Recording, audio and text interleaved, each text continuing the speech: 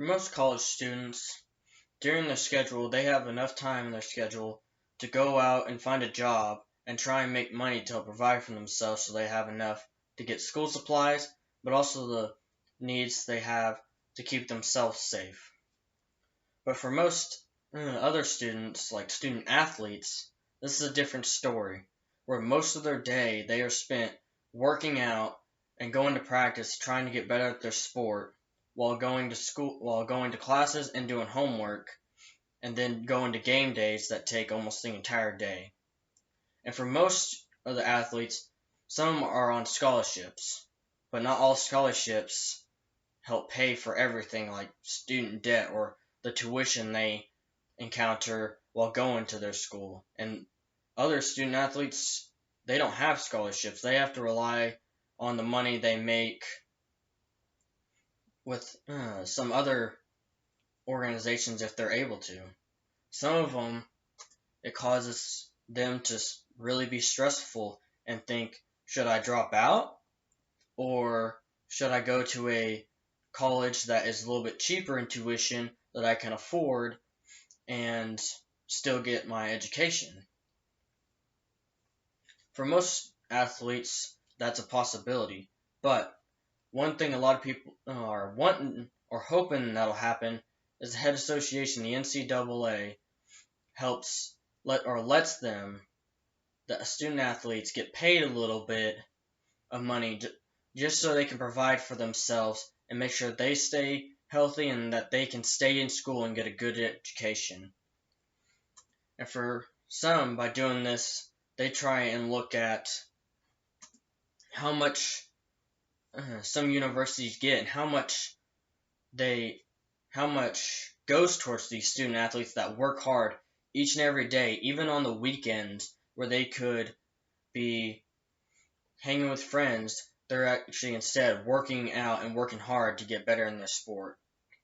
And if they do get paid, the causes that it can bring and what paying these students can do to them and also to the school that they go to, and then the effects of paying these students, what will happen to the university or the college they go to, and what will happen to the family members of the student athletes or the student athlete itself.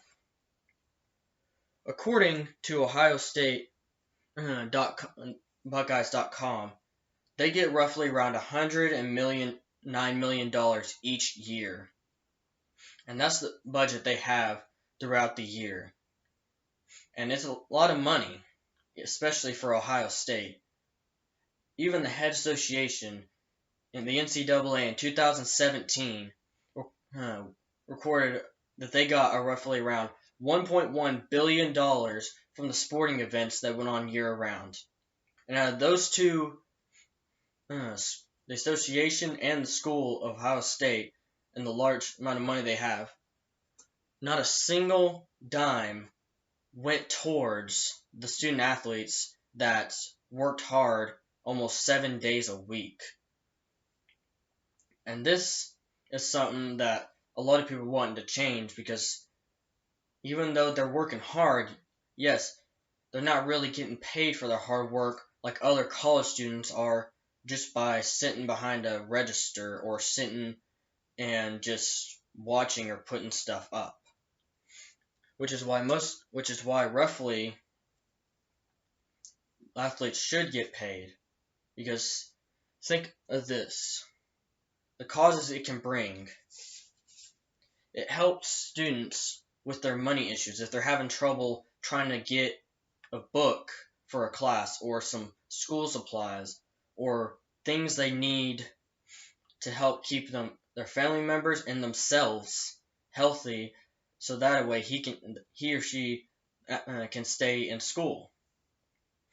It helps raise universities' spending funds and helping them make sure that when teams travel, they have enough money to get to their destination so they can play on game day, and making sure that they have the necessary equipment to help make sure that sport in their organization can succeed.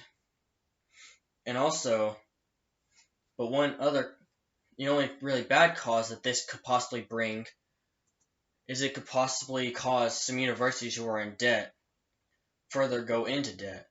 But think of this. The effects it can bring can be devastating.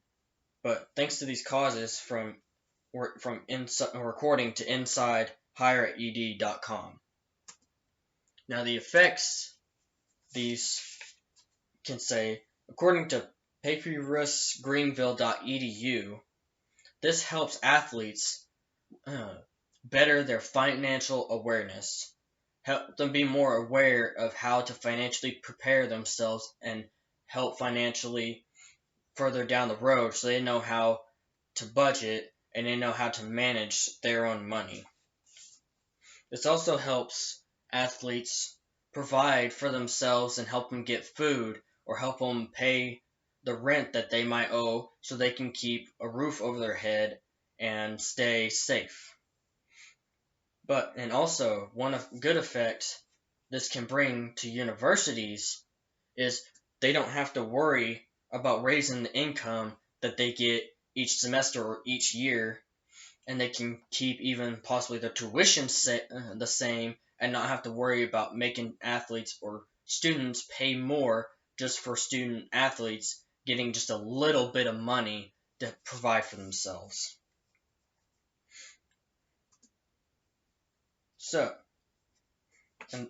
So right here, as you see, these bars represent how much money each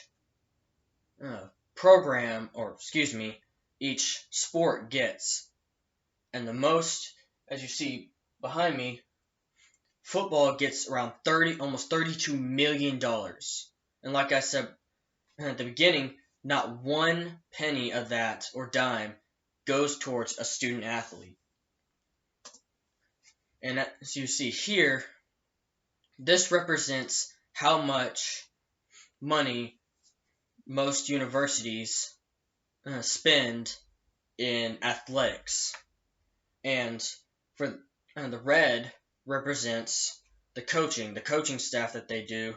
And then for facilities and the scholarships, as you see, which is yellow, is not that much.